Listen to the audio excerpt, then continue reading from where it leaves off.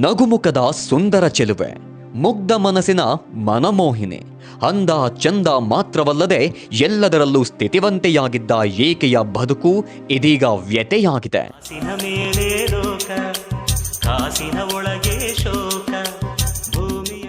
ಈಕೆಯ ಹೆಸರು ಶ್ವೇತಾ ಗೌಡ.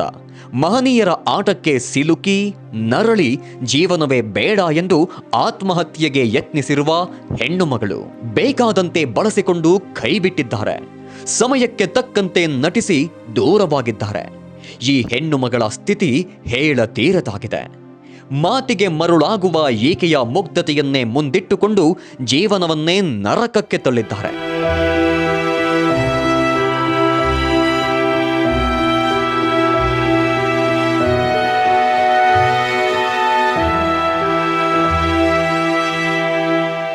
ತಂದೆ ಪೊಲೀಸ್ ಅಧಿಕಾರಿ. ಸ್ಥಿತಿವಂತೆಯೂ ಆಗಿದ್ದ ಈಕೆಯನ್ನ ರಾಜಕೀಯದ ಆಟಾಟೋಪಕ್ಕೂ ಬಳಸಿಕೊಂಡಿದ್ದಾರೆ.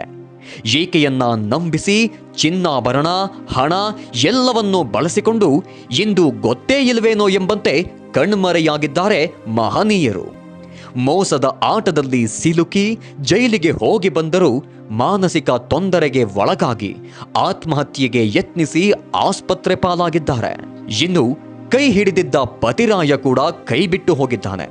ಮದುವೆ ಆಗೋವರೆಗೂ ಚೆನ್ನಾಗಿದ್ದು ಮದುವೆ ನಂತರ ತನ್ನ ನಿಜರೂಪ ತೋರಿಸಿ ಬೇರ್ಪಟ್ಟಿದ್ದಾನೆ. ಕಿರುಕುಳ ಮೋಸಗಳಿಂದ ಬೇಸತ್ತ ಈ ಮಹಿಳೆ ಇದೀಗ ಜೀವನವೇ ಬೇಡ ಎಂದು ಸಾವಿನ ಕದ ತಟ್ಟಿ ಆತ್ಮಹತ್ಯೆಗೆ ಯತ್ನಿಸಿದ್ದಾಳೆ.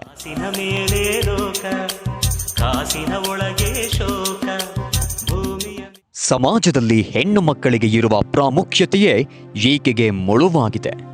ಅನ್ಯಾಯದಲ್ಲಿ ಬೆಂದಿರುವ ಈಕೆಗೆ ನ್ಯಾಯ ಸಿಗಬೇಕಿದೆ.